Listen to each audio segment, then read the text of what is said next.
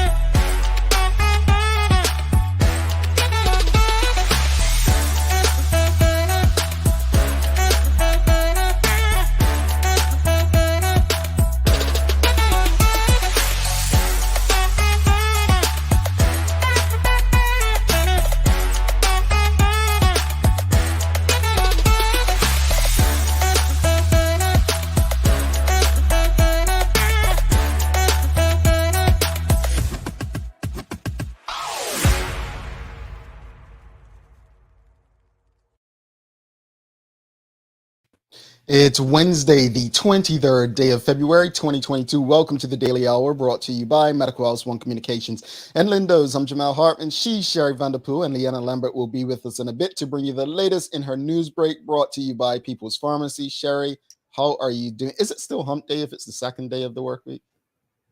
Second day? Well, I mean, it was a holiday Monday, so. Well, yeah, okay. Yeah, we'll still consider it that, yeah. Okay, she thought we worked Monday, folks. She's a bit off today. Well, I did still work.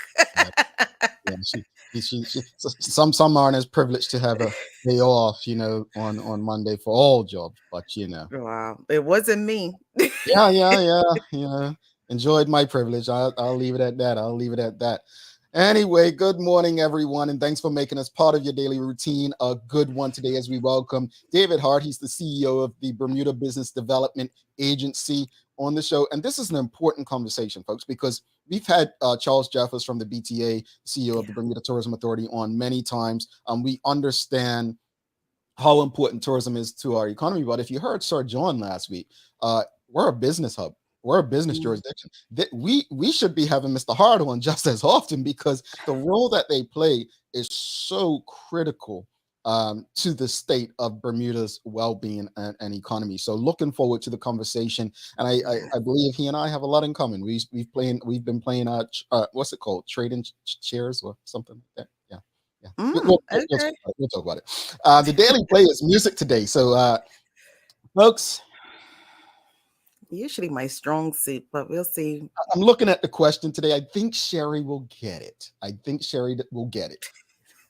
have to admit that your confidence in me in the beginning is always, up here. But as you say the question, it just like, Well, I'm trying this positive thing. I mean, you and Keisha made me feel bad, and Leanna comes here all bubbly, and I'm trying to, I'm trying this thing, and I think you guys are rubbing off on me. So I try this positive thing, and then by the time we get to the end of the show and time for the question, you just drain it all out of me, Sherry. Me, grumpy uncle? I don't think so. But what is the question of the day? Well, before we get there, there's a lot going on in the world. Like, seriously, it's crazy. I mean, we've got some things happening in Ukraine with Russia and European and U.S. countries getting involved. So we'll read up on that and possibly discuss that on a later date. We also have the budget speech being read this week, so I'm sure the premier and his team are working hard on that. We'll probably discuss that later this week. Probably figure out what areas should be cut. What areas need additional money. Obviously, there have to be some cuts as far as the Bermuda government's concerned. I mean, they just don't. It's not sustainable the way it is. But what we're going to discuss today is something very interesting. So, did you hear about the Bermuda's women's national team last evening?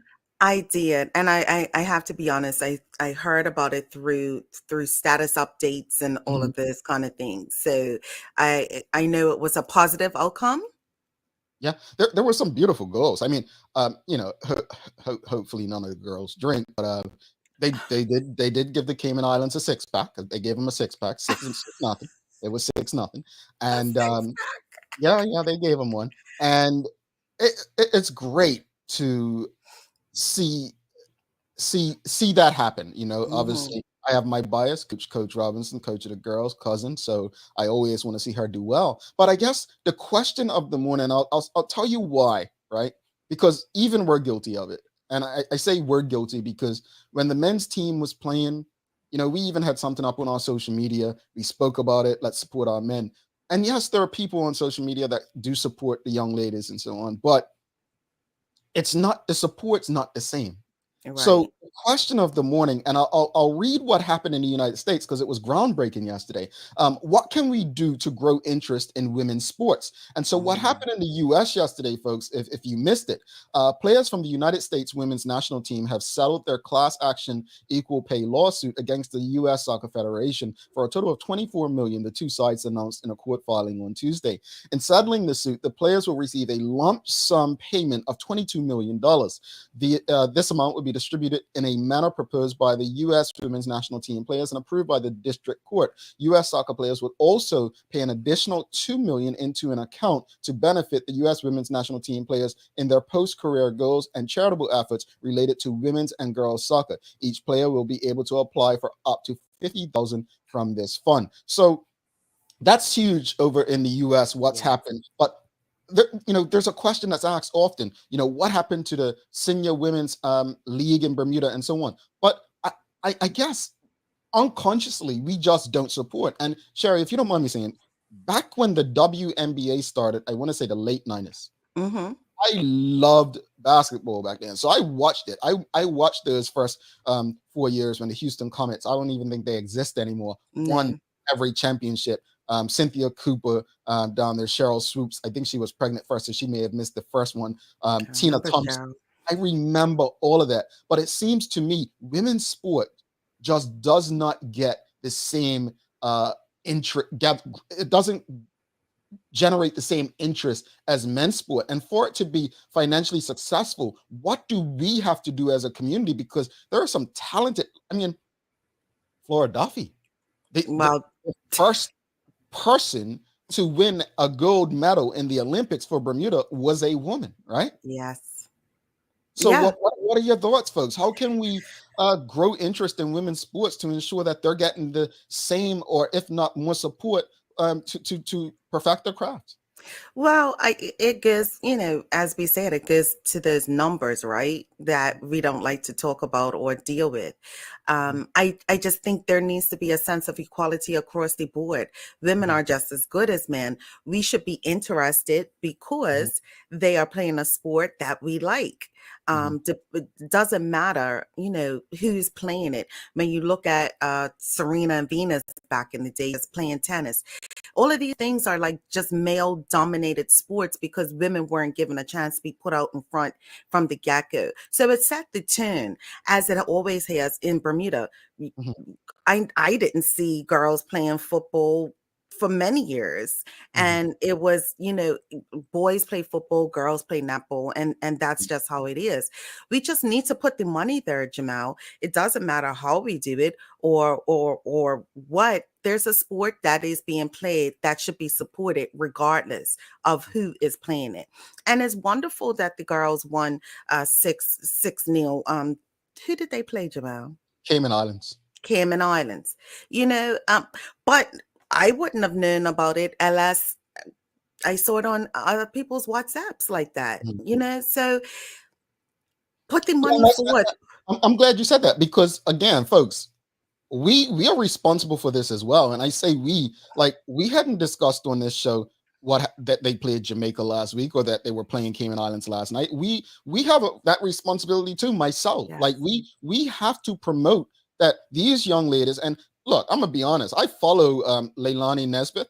Larry and I, we've had her on before. Like she is phenomenal. Like I've seen men in Bermuda who don't have close to the amount of talent that she has, like literally. And she's just a phenomenal player. And right now, she's won two, I want to say back-to-back, correct me if I'm wrong, audience, back-to-back national championships with Florida State University. That's to win a national championship in the United States in a college NCAA Division I, regardless of the sport.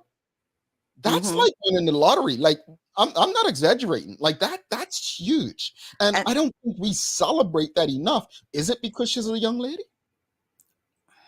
and it should, I think it's, possibly that she is a young lady and it's just not popular.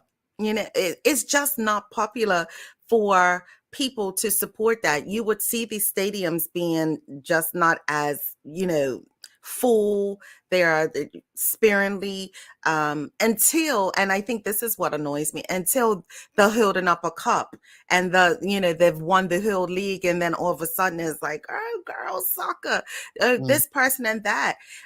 It's jumping on the bandwagon too late, and we don't need to be a part of that. We need to be jumping on very early to continue and support these young ladies. But that doesn't change interest though, because I think what you're calling for is support. And I think let's use a mainly women's sport, netball, right? Mm-hmm. Men don't traditionally play netball.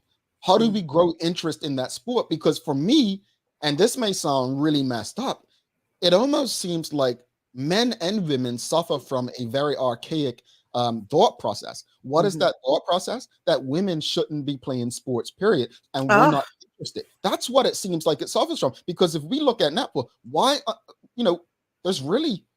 how many fields in Bermuda to play football and cricket? There's really only one destination to play netball in Bermuda. So women don't even have the facilities if we're going to use netball as an example. Let's go to the audience, see what the audience thinks. Michelle, wait for you, Sherry. women's sports are treated as an add-on to sport programs from the perspective organizations. If the organizations provide same or better budgets, marketing, etc., that will make the difference. Oh, I agree with that. Respective organizations, but yeah, I see. I was asking that question in my head. Is it a lack of marketing? Because we understand marketing is psychology, and like I just said, I Right. think it's a mindset thing that people have.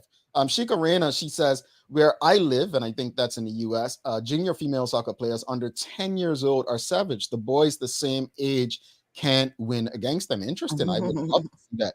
Sam Cat Place, she says, want to be honest, have the women manage the financials for these sports. It's just though the men are too much on the forefront, mismanaging funds, women not interested in lining pockets. Big picture. Big statement right Wow. there from you. Big statement. Tanya Cheeseman says, we need to give the platform, interviews, etc. How often do our women have this opportunity? Well, to his credit, Earl Baisden actually gives a huge platform to women sports in Bermuda.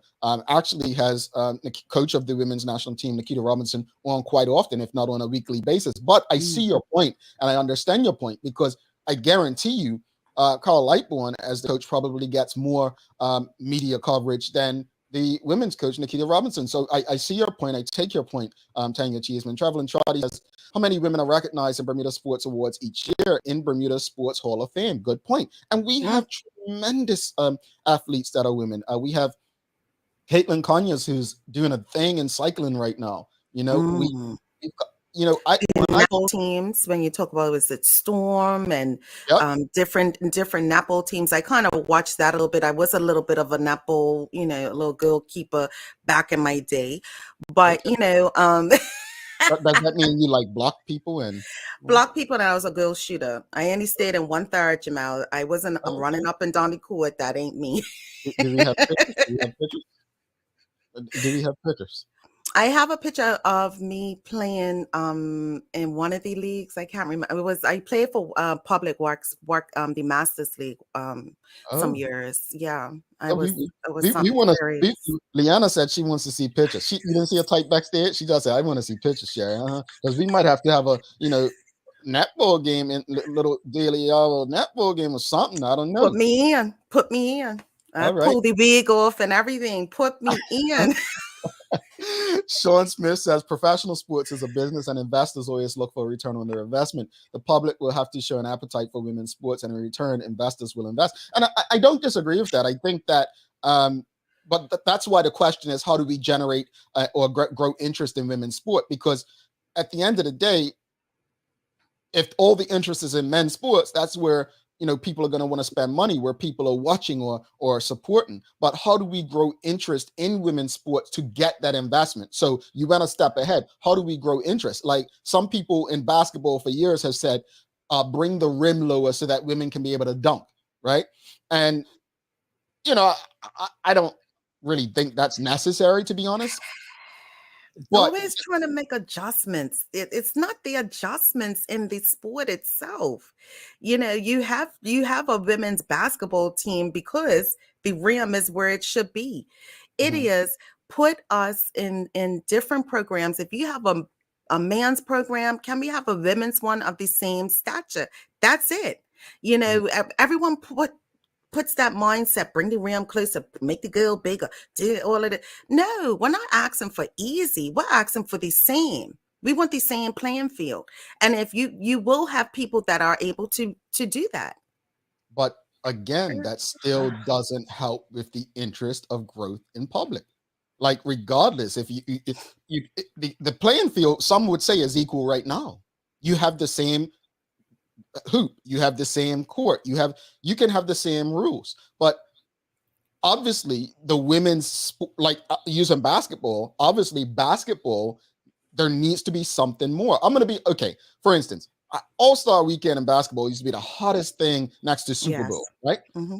I didn't even know it was happening last weekend. And then when I True. tuned in, it was the worst dunk contest in the history of basketball. Like, I was like, what are we watching here? Like, it took about 10 dunks before one guy could make one of his dunks. This is not Dominique Williams and Rex Chapman and Spud Webb and Michael Jordan. Like, I was confused. Where's the one from Canada? Carter was back in the day. Who was a Oh, real Vince dunk. Carter. Yes. Yes. Like you remembering a little Vincey Vince. Yeah, but you get what I'm saying. Like it's what do we need to create exhibition around the league? I don't even know if there is an all-star game for women's basketball.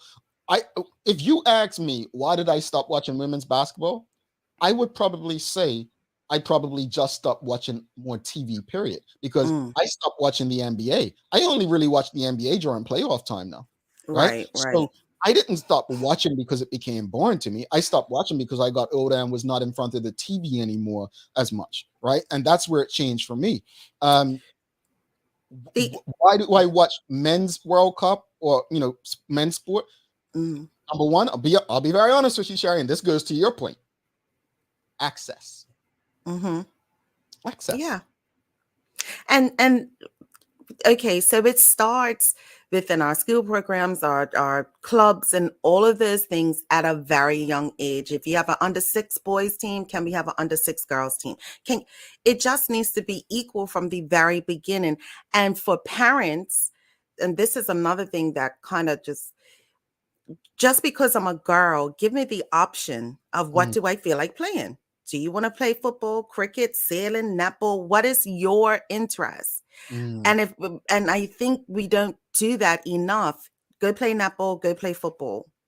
And we have to get out as a parent, as an adult, the mindset that these are sports only generated for this gender. It's not. Well, Sharon, back in the day, those parents, they be saying, well, I'm paying for it. This is what you know how they were back then. Karen Simmons says representation is important. Women's sports are championed by supporters, family, and friends, but really the corporate and business sponsoring facilities, media coverage, etc. Sam Cat Play says, why do we always look for a return on investment rather than developing the youth/women? That's the problem. Well, honestly, Sam, and businesses, Everything's a business. Everything's a business. They exist to generate revenue, to make a profit. Business is not charity. I know that we don't want to hear that, but businesses don't exist for charitable purposes. We had that conversation. It's tough. It's I watched this show. I think it was a show called Swagger. I didn't know about the DMV. And that's what Michigan, not Michigan. Is it Michigan, Virginia, Delaware, and Maryland, and Virginia. Maryland, and understanding that those three cities came together in the sense of bringing all of their basketball, and it's a big thing over there in regards to showcasing eighth grade and ninth grade basketball players. We don't even have that as far as like even the different parishes or doing something of that to exhibit the talents that we have on the island. But that's a big thing over there. I didn't realize that. Yeah, Did you know about that? I knew about the DMV. I don't know exactly what they do other than people on social media bragging about being from the DMV, and the DMV is the Mm, best part of the place. Yeah, that's Delaware, Maryland, and Virginia. They also include DC in there, although yeah, I think it might be DC, Maryland, and Virginia, not Virginia. Delaware. But Yes, yes. yeah, but that they that's territorial, folks. You don't want to mess with that. Good conversation this morning. I just say I think there's a lot of work to be done as far as Bermuda's concerned with support. Like I said, we in the media have a responsibility to promote equally at least, and to make sure that there's coverage on what the young ladies are doing. I do believe that if anything, the women would have a greater chance of reaching a World Cup than the men, because of there's less teams. Jamaica women made the World Cup for the first time last time around as Mm, well. But I just think they deserve support if they're doing well, and the interest is there. If you saw some of the goals scored last night, I mean, top tier, like top yeah, tier. The young lady Dill scored probably one of the best goals last night. Michelle White will end with you. She said it's about showcasing. I had to fight to get the women's football played before the men's games. That increased spectatorship. Also had youth games before the women's games. So that's cool. it could be that. It could be that. But I think highlighting some of the local players, I think we could do more to highlight the Leilani Nesbiffs and her teammates in getting people interested. Sometimes it just takes with getting to know the players and getting to know those involved. Yeah. I remember when the WNBA started, I knew of Lisa Leslie, Cheryl Swoops, and Rebecca Mhm, Lobo, right? Because mhm, they were, from the U.S. women's gold team in '96, I think, in Atlanta. But I mhm. didn't know Cynthia Cooper, who was like the MVP, the best player in the league when it first started, Right. right? So relationships, like notoriety, people knowing you, that's Yeah. important. Let's I bring was like, Leanne in and see what she thinks. Go ahead, Sherry. I was gonna say, I like Cheryl Swoops. I was like, who is that? Like, she's Mm-hmm. a basketball player. Like, that's pretty cool. Lee, good morning. How you doing? Good morning. Good morning. I'm doing great this morning. Loving this conversation. Um, and I agree with you, Jamal. Like there needs to be more coverage, more marketing, more visibility. That's the only way to, when things are placed in front of our face and kind of shoved down our throat, that's when we notice it the most. Mm-hmm. Yeah. COVID is one of those examples. It's an everyday thing, right? Mm-hmm. Is the visibility of it and the coverage of it all, and like you said, like it's our job Mm-hmm. as journalists and media to make sure that we're constantly talking about it, constantly praising Yeah. our athletes out there, and that's the only way it stays in people's minds and in people's ears. So we have a question, and it's for you two, not me, and it's for Okay. most of the audience. Sean Smith's asking, do women enjoy watching women play competitive sports? Can women as consumers create enough of an appetite for the demand the same way men create for the sports they enjoy? Oh, that That's a is a good one, Sean. very That is a good good question. question. Yeah. For me, if it was put in front of me as much as it is with men's sports, I don't have a problem sitting down to watch it. No, honestly, I'm not really a sports person until the end. Like I'm a champion tournament person. Mhm. Not the lead up, not the lead up. You're Not not the watching lead up. every game before Not that. at yeah, but if it was presented and put out to me just as much and we had these same conversations, then I Mhm. don't yeah. Lee? I'll admit I haven't been a frequent viewer of any women's sports. However, I do feel like with the movement of women in general, I feel like this is a great time to push it even harder.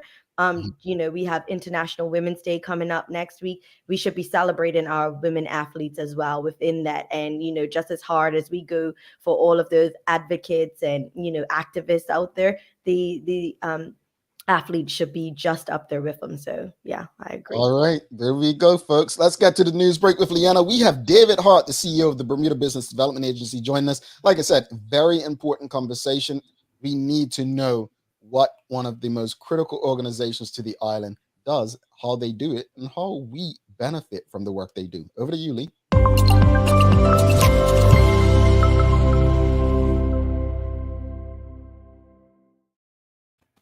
Thanks, Jamal and Sherry, and happy hump day, everyone. I hope you all are having a great start to this bright and sunny day. I'm Leanna Lambert, and it's time for the Daily Hour News Break brought to you by People's Pharmacy. Well, in today's top stories, a plea to get everyone back to the table has been made after Education Minister Diallo Rabane admits the relationship with the Bermuda Union of Teachers is quote unquote fractured. In a response to the recent vote of no confidence in the leadership of the public education system by the Bermuda Union of Teachers, Mr. Rabane said that the government had offered to have an independent party help to mediate, but he said that the union had declined. He said when a relationship gets to this point, the involvement of an independent third party can prove to be beneficial. Now, the offer was made to the BUT executive when both parties met back on February 2nd. However, the notion was declined. Minister Rabane stated that the gesture was a path for us to forge together and find a way for us to define new ways of working harmoniously in the future. He went on to extend the invitation again, now co-designing and co-producing an improved school system for Bermuda, he says, requires all of us to be moving in unison. Now, the statement came after teachers said that they had faced, quote, constant threats and bullying, end quote, by the often callous leaders of Bermuda's public school system. In other news, responsibility for areas including business and economic development have been transferred from the Premier to Minister Jason Hayward. Now, according to a spokesperson for the Cabinet Office, Jason Hayward, the Minister of Labor, would become the new portfolio minister for economy and labor under the new changes which come into effect today. Premier David Hart said that he is confident Mr. Hayward is capable of handling these added responsibilities, and those sectors will in turn have a minister focused on providing policy development and execution in support of economic growth for Bermuda, while he will devote time to the Ministry of Finance. Now, the transferred responsibilities, he says, will enjoy synergies with workforce development and immigration that will further advance Bermuda's economic recovery plan, creating jobs in this economy and getting Bermudians back to work. The adjustment follows after the Premier assumed the Finance Minister portfolio following the resignation of former Finance Minister Curtis Dickinson. The changes for Mr. Hayward will also include the Department of Statistics. And the Bermuda's women's national football team, as we've stated, managed a great comeback and their bid and to get their bid for the Women's World Cup in Australia and New Zealand on track last night after recording a 6-0 win against the Cayman Islands in their CONCACAF W qualifier match at the IGM Academy in Bradenton, Florida. The entire team made an excellent showing, with Leilani Nesbitt scoring the opening goal in the 8th minute. Then Nia Christopher managed to find the back of the net 3 consecutive times in the 25th, 40th, and 55th minutes. In the 66th minute, Kiana Dill scored from some 20 yards out, blasting an unstoppable shot to make it 5-0. Then in stoppage time, Liani would score her second goal of the game to make the final score Bermuda 6, Cayman Islands 0. We want to congratulate the entire team for their victory and wish them the very best in their next match, which is against the Dominican Republic. Taking a look at today's weather, we have a high near 70 and a low near 60 degrees. We will see mostly sunny skies with a slight chance of an early shower on this tranquil late February day. Now, high pressure dominates the weather regime for the next few days with mainly light winds and plenty of sunshine. Temperatures will be a little above average. Tonight will be mostly clear with 2 partly cloudy skies, with tomorrow looking like another bright day. That's all for our Daily Hour News Break brought to you by People's Pharmacy. Now let's head back to Jamal and Sherry in the studio for today's Daily Focus. All right. Thanks so much for that, Lee Sherry. What day of the year do we have today? Wait, that's bad. They're playing in Bradenton, Florida? Bradenton. They played. Yeah. Mama Patterson should be there. Today is National Hospitality Workers Appreciation Day. And this is to appreciate the hard works of service in the service industry that we strive tirelessly to bring the best in comfort and luxury. The hospitality industry is often confused with the hotel industry, which is not the case. The latter is the branch of the former. The hospitality industry is abroad and includes hotels, restaurants, bars, theme parks, tourism, and more. The presentation, creativity, entertainment, and quality of these businesses are all thanks to their hospitality. So be nice to your hospitality people, folks. That's exactly what that Some means. love. Show some love. Lee, thank you so much, and we will speak to you tomorrow. Yeah, see you guys tomorrow. All righty. Bye. All right, folks, we're a bit behind, but we will make sure we get through as much as possible with our guest who is waiting backstage. We're going to take a quick break. Don't forget, important conversation. Folks, so many of us have questions. Last week, Sir John Swan, economy this, economy that. This organization is the most critical as far as government coin goes. Some may say Bermuda Monetary Authority. I would say they are, because they do the work to attract the business to Bermuda. You want to be a part of this conversation. Do not go anywhere. David Hart coming up next.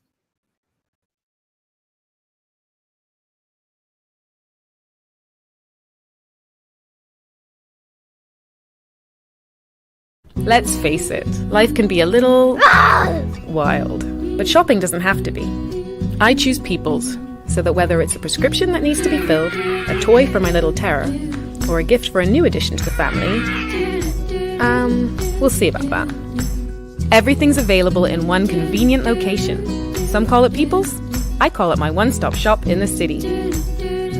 People's, we're here for you.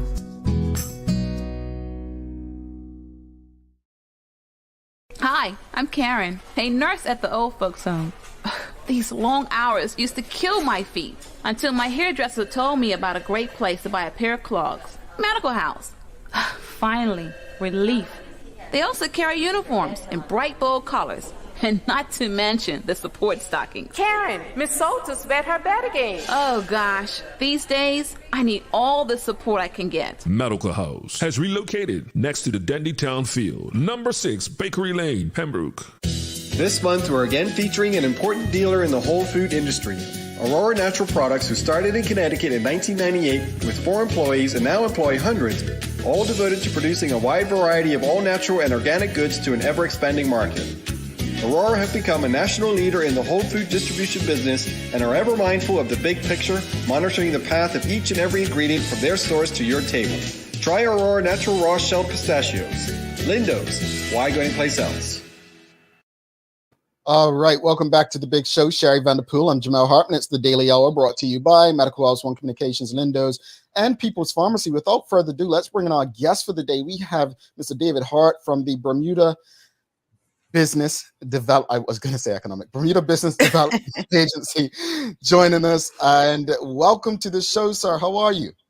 Good morning, Jamel. Good morning, Sherry. I'm delighted to be with you. Thanks for the invitation. No problem. And I was saying, we have a little connection. We played musical chairs, and Sherry was looking confused, like, what is he talking about? Well, Sherry, he was in South Florida. He's from here, and I'm in Bermuda. So we've literally switched roles. Oh, Yes, wow. That is crazy. Well, that said, let's start with that. You're the CEO of the Bermuda Business Development Agency. Just share with the audience a bit about your background and how long you've been with the Bermuda Business Development Agency. How did you end up there? Well, Jamel, I'm a proud 6th-generation Floridian. Spent the last couple of decades in various roles in Florida, trying to grow Florida's economy and diversify Florida's economy. And we've had some successes there, of course. Didn't do it all by myself. It was a big team working on it. But by the time I left Florida, we had become the 15th largest economy in the world. So how did I get here? 10 years ago, I made my first trip to Bermuda. And like most people that come here, I instantly fell in love with Bermuda. And so today, Florida and Bermuda are my 2 favorite pieces of paradise on earth. Mm-hmm. I started the role at the BDA on October 1, so I'm just a few months in, 4.5 months now, and loving every minute of it. It's an exciting time. It's an important time, and we have a lot of work to do. Indeed, indeed. Well, welcome to Bermuda. Yes. Thank you. It's a pleasure. And I will say one of the things that it's not about me, folks, but I want to share this to emphasize his point, that I've attended some Chamber of Commerce meetings throughout Palm Beach County, and it's not just the people who are moving to Florida right now; it's the people who are moving and starting businesses in Florida as well. That it's just crazy to see, and I think that's what we'd love to see in Bermuda. But for those who don't know, because again, as stated earlier, we've had numerous people from the Bermuda Tourism Authority on this show, especially the CEO, Mr. Charles Jeffers II. So a lot of Bermudians believe they're familiar with tourism and what the Bermuda Tourism Authority does. But what is the role of the Bermuda Business Development Agency? Well, our role is to promote Bermuda's economy, promote the platform and the attributes of Bermuda, and to do that across the globe in markets that are already important to Bermuda, like New York City or London, but to expand that and extend our global reach. So we're a public-private partnership on the island, but our mission is to grow Bermuda's economy, support and strengthen what we already have, but diversify the economy as well. Anytime that any jurisdiction encounters an economic downturn, you really learn the hard way just how important it is to be diversified, so that if one sector is struggling, like tourism did in Florida and here in Bermuda, you've got some other engines still turning that can support the economy and keep growing. That makes sense. That's so important. And I know the cruise ship industry, I mean, in Florida, the pandemic came, and I didn't realize how similar Bermuda and Florida were in that respect. And it takes you living here. And Florida's a big state, folks. It's a big state. Keep in mind, it's not. We're not talking about a small island like Bermuda. What are the key industries? I know you mentioned key markets just now, but what are some of the key industries that the Bermuda Business Development Agency is focusing on for Bermuda? Great question. I hope that some of your viewers, and you may have already seen us working in this space over the last many months, we see a very bright opportunity in the area of climate risk finance. It's a natural additional adjacent pillar to build on strengths Bermuda already has, right? We've got this incredible human capital talent supply in the space of reinsurance and risk. And we've also got the Bermuda Monetary Authority that's a single regulator that's very, very well respected, and a lot of talent. So as the world moves towards more investment to protect the globe from climate risk, we've got a natural story to tell of why Bermuda could be a leader for the globe in that space. So, for example, in that area, we've taken a trip with the Deputy Premier Robin to COP last fall. It was a very successful trip with meetings in Glasgow and London, telling the Bermuda story, and 3 missions to New York City to meet with asset allocators, 2 of which the finance minister joined us on, again, to talk to those asset management firms about ways to invest in Bermuda. Beyond climate risk finance, obviously technology is another great opportunity for Bermuda. Our board especially sees opportunities in the area of fintech and insurtech. Beginning to see some exciting movement there with some companies coming into the sandbox, and then probably some announcements coming this year that they'll be coming out of the sandbox and starting to create jobs in Bermuda. Beyond that, I think asset management and high net worth strategies have always been important to Bermuda to try to attract capital to the island, investment to the island, with family offices and trusts, et cetera. So those are just a few. A last one I might mention has to do with infrastructure. There's some interesting plays in that space, whether it's satellites in space or subsea cable opportunities. And so those are just a few of the areas, Jamel, that we're focused on this year. Well, it sounds like, a common theme from Sir John Swan on through from last week in regards to just making deals and networks in different spaces. You've been in Florida for quite some time, and on the surface, it's a lot of things that are attractive in Florida as far as, theme parks, beaches, and so forth. That's kind of the surface level. But for Bermuda, what makes Bermuda such an attractive jurisdiction to do business in? Well, Sherry, there are some common themes between Florida and Bermuda. Both jurisdictions' initial sector of strength was hospitality. And I didn't know, but I loved hearing your news today that it's Hospitality Workers Appreciation Day. Can't resist sharing that what I told Jamel. My actual first real job was in hospitality. I washed Wow. dishes and bussed tables at the theme park in my hometown, and so that's how I got my start in the working world. And it was great training ground too. So we have those things in common between Bermuda and Florida, that reliance on an important hospitality and tourism sector. If you were to go back 20 years or so in Florida, we really just had three sectors. We had agriculture, real estate development, and tourism. And so we learned the hard way 2 decades ago the importance of diversifying. In Bermuda, I think there's so many attributes, and I'm really excited about the year ahead and some of the missions we have planned to go tell the Bermuda story, that we have this great human capital already on the island to build on, that we have a supportive government that wants to grow the economy, create opportunities, create jobs. And so I think that the future could be bright, but I will say this. We are a small staff. We are just 13 staff and trying to do the job of maybe 20 or 30. And so our partners are incredibly important. And truly, it's going to take all of us. It's going to take all of us on the island. We're all in the rowboat together. And I hope we'll all find ways to grab an oar and row together to make Bermuda's future brighter for the next generation. Awesome. And with that being said, David, why is your organization so important and critical to Bermuda to kind of get these things done?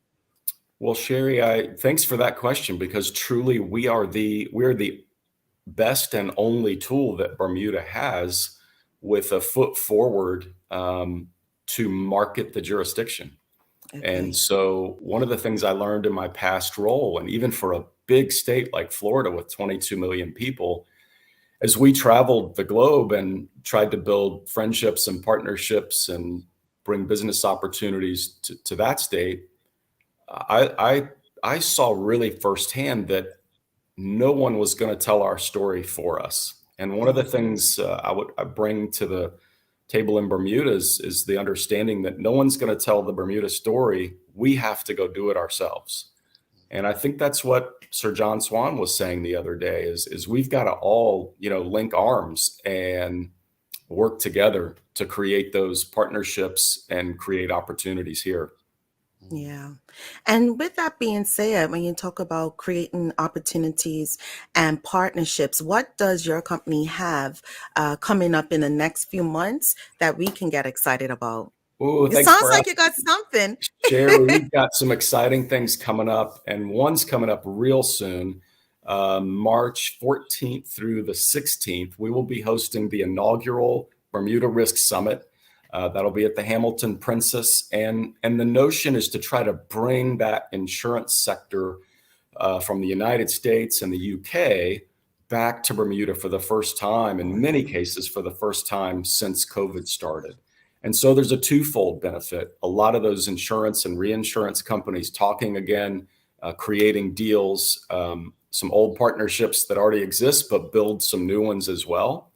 The twofold benefit is that it's going to bring some people to the island to contribute to our economy, right? Yes. Fill a hotel room, use taxis, eat at restaurants, spend money golfing, fishing, shopping. That's just the first one, by the way. The other things coming up quickly are in April, early April, the team will be out for the RIMS conference in San Francisco this year. And I'm so delighted to share that the Premier has announced that he'll come with us on that mission. And we intend to do some important meetings out there connected to the conference. We'll do some procured and curated meetings in the areas of technology and innovation, probably some things in climate risk finance, but also in venture capital, because there's quite a bit of capital out there looking for places to invest. Nice. And then Sherry, in May, two big things in May. We'll be in New York City, May 11th.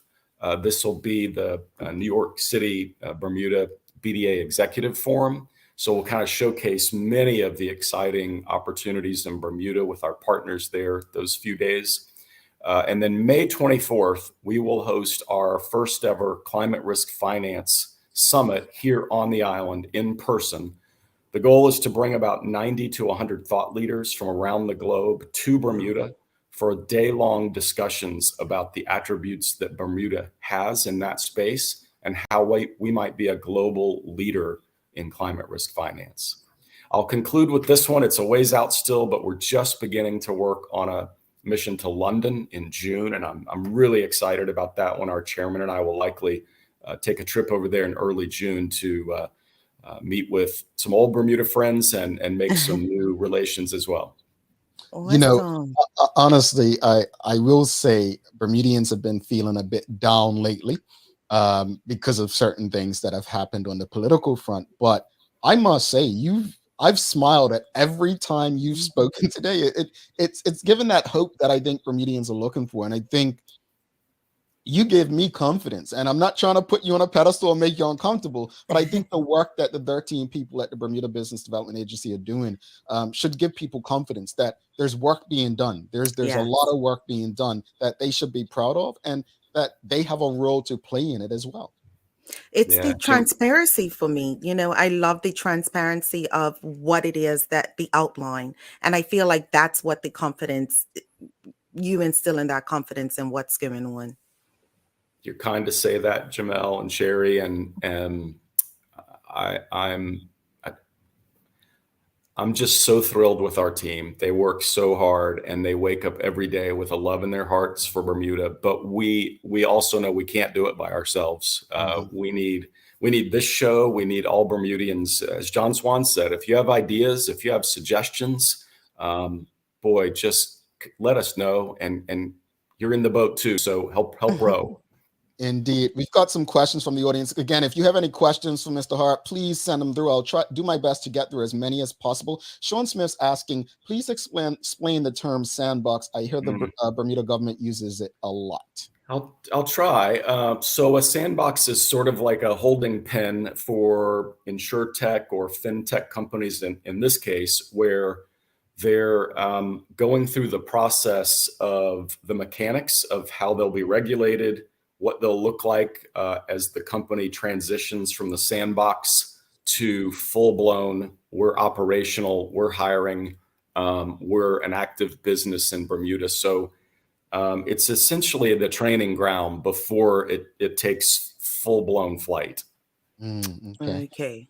We have Michelle White. She's asking, there was a push to bring digital nomads to Bermuda to boost Bermuda's financial standing. How does BDA ensure that this group is contributing and continues to grow as a third community sector? What a great question. So the BDA played the leading role in creating the digital nomad plans. And pleased to share with you that, there were just over 1,000 applications for that program over the last 2 years when COVID was, peaking around the globe. And I may have the number off a little bit, but I think approximately 600 became, more than that, applications were approved, but about 600 actually came to the island, spent time here through that program. And this is anecdotal, I know, but I love running into digital nomads from time to time. And I bet you've run into some of them too. And the number of them who say, I had a great experience here. I love Bermuda now, and my family and I are looking for ways to stay. I've had at least 2 meetings where the individuals have said, loved it so much, loved the business climate and the opportunity. I've stayed and I'm starting a business. And so that's exactly what the intent of the program was. And we ought to continue to champion it, even as hopefully and prayerfully the world heals from COVID. Indeed. Shika Reyna, she's asking, what types of roles does fintech bring to Call Center? I think there's a whole suite of opportunities within fintech because it's the merger of finance and technology. And so I'm just seeing all types of unique jobs in that space. It's not necessarily just a call center. I would encourage young people to, consider getting background in technology training, in finance degrees. Those firms, I think, as we see global banking shift to more digital formats, you're going to see more and more opportunities in that space in Bermuda and beyond Bermuda's borders too. But we have an opportunity to lead there. And InsurTech, I should mention too, because it's another one that's a natural connection to what we already have with the strength of our insurance and reinsurance division. I had a wonderful meeting with a CEO of a new InsurTech firm that's decided to come to Bermuda. They are in the sandbox, in fact, about to come out.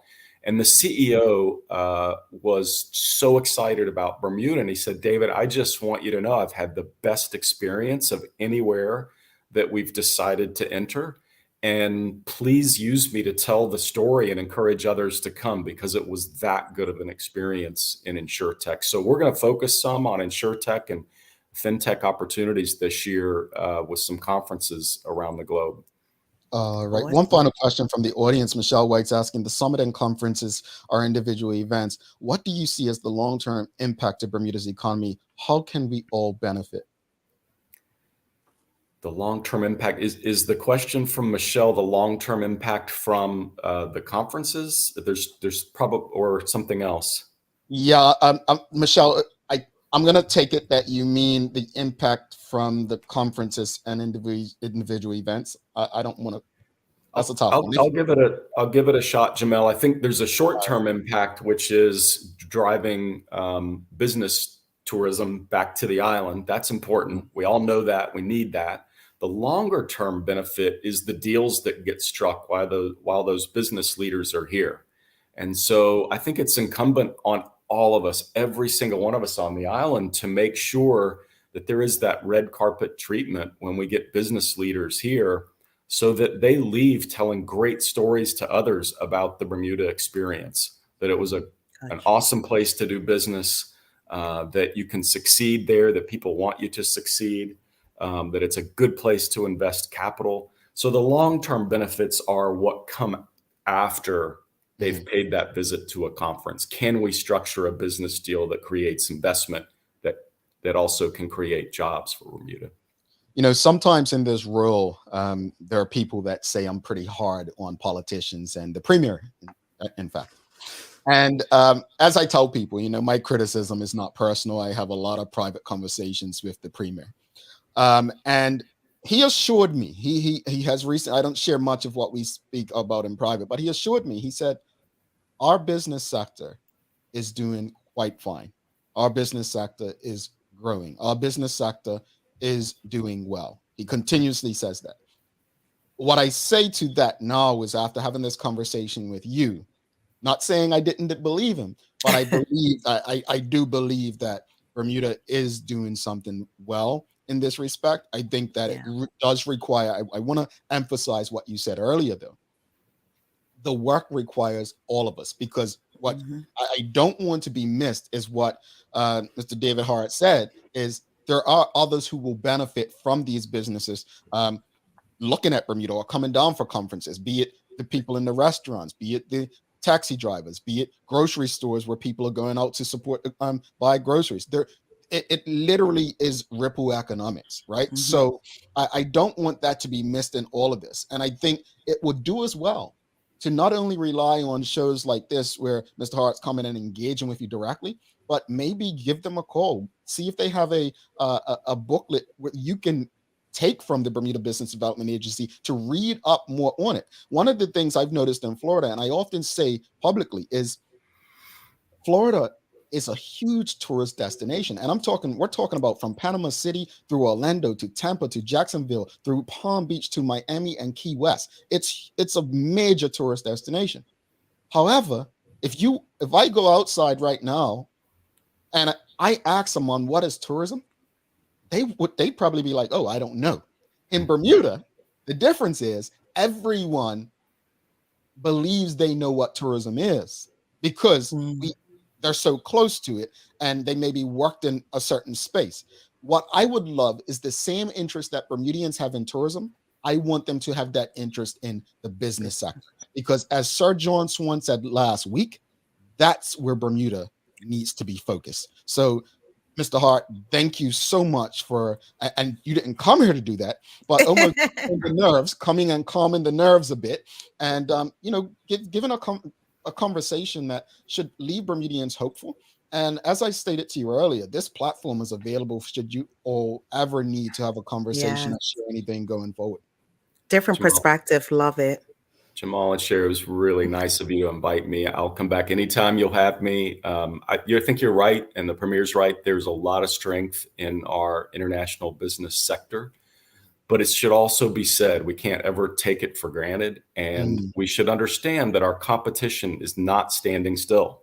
So we can't just sit back and say, oh, it's going to be fine, it'll take care of itself. We have to have our sleeves rolled up. We have to lean in with our shoulders every day to make it even bigger, even better, to provide more opportunities for future generations. And the future generations have a role in this. It's their future that's at stake. And so if there's young people listening, if there's parents listening, the one big difference maker in my life is my two parents fought to get me and my sisters an education so that we could be prepared for the workforce.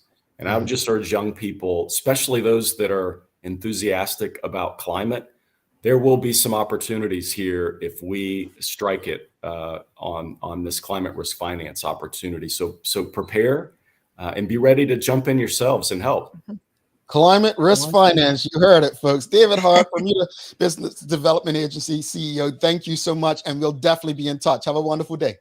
Thanks, Jamal. Thanks, Sherry. All righty, folks. Please share these conversations. I'm going to share this about our audience. We have a large majority of women who watch this show, and I often tell people, Mr. Hart just said something. He said, maybe you or your children. Ladies, you are who really makes up the most of the audience. I'm going to put the responsibility on you to ensure that you, your family, your community knows about these things. That was an extremely helpful conversation.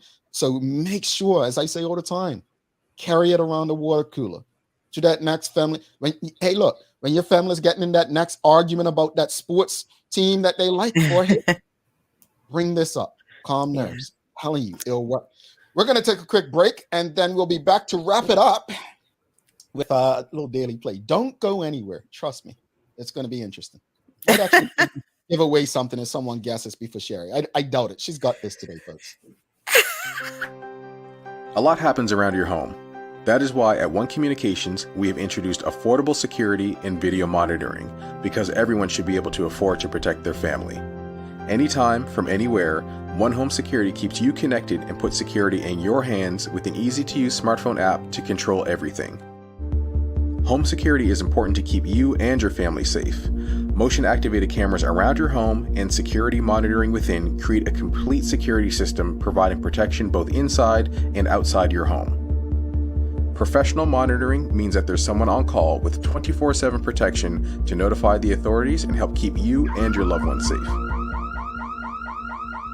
We are dedicated to whole home protection with indoor and outdoor cameras, smart door locks, motion sensors, and more, so you'll always be connected to what matters most.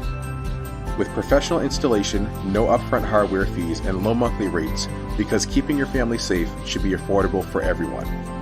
Total home video monitoring and security, there's no better way to protect your home than with One Home Security.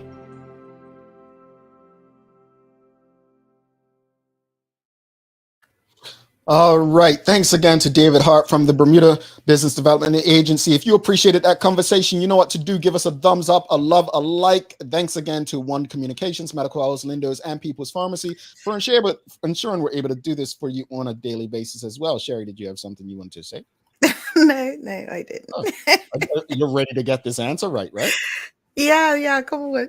All right, time for the Daily Play brought to you by Heineken 0.0. Great taste, no alcohol. Sherry, you said you're ready. Here we go. It's a say it, don't sing it music today. Who is the artist behind the hit song Getting Jiggy With It? Jay-Z. Oh, no, Will Smith. Sorry.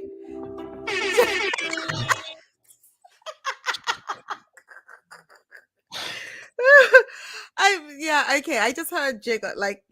I was like Jay-Z. Okay, no, I got it, Jamal. You know what? Final thoughts on today's show, Sherry. Whew. Let's support women's sports and programs by putting them out there in the front. I appreciated David Hart's in conversation today. He said so many things, and the most important is that international business and business itself is where we need to be focusing on. So I appreciate that. Indeed. I agree with you wholeheartedly on what you said regarding the women's sports. At the end of the day, I just think we need to highlight the players more. That will probably generate interest. People tend to gravitate towards what they know, or what's put in front of them. So maybe that would help. As far as Mr. David Hart, folks, my hope is that we get as many people tuned into an episode like this as we did Sir John, right? Like this is not drama. It's not negativity. This is stuff like we can't continue to complain in circles about, the country's going in the drains or this and that. This conversation literally is telling us what's on the horizon, how we can benefit, how we can help, and so on. These conversations, folks, if you care about the economy, are of the most importance to us all. So please make sure you share them. Make sure that young person that's complaining about no opportunities in Bermuda actually watches a show like this. All right. You had a few people worried, Sherry. You had a few people worried. They're laughing at you. They're laughing at you. I'm just going to tell you, folks, I honestly, look, I hype up. I said, Sherry's got this. My job is not to make her look bad. My job is not to get the answer wrong. I wanted to get it right. You know what I'm saying? But you can't be spitting out Jay-Z with a question like, who's the artist who seems getting jiggy with it? You know what I'm saying? Like, oh my goodness. I needed that chuckle, and I'm glad that everybody got a good laugh. Laughter is good for the sale. Oh my goodness. But our inspiration and a special shout out. I have to have a special shout out, Jamal, to Brenda Williams. She's probably like, what? She has been watching our show, and she's on YouTube, and she's seasoned. So get on YouTube, okay? There you go. All right. Might win yourself something. Might win yourself. So good morning, I'm Brenda. The bad news is time flies. Guess what the good news is? You're the pilot. And that's from Michael Axler. I appreciate that one, folks. You are the pilot of your time machine. All right. Sherry, it's that time again. I know. Let's get jiggy with it, Jamal. Yeah. Will Smith, right? Thanks again to our partners, Medical House, One Communications, Lindo's, and People's Pharmacy for ensuring that we're able to do this with you on a daily basis. As always, we appreciate you, we love you, and we thank you for making us part of your daily routine. If all goes well, we'll be back to do this again with you tomorrow. She's Sherry Vanderpool. I'm Jamal Hart, and my friends, please do make it a safe and great day. And she don't know how rappers, folks.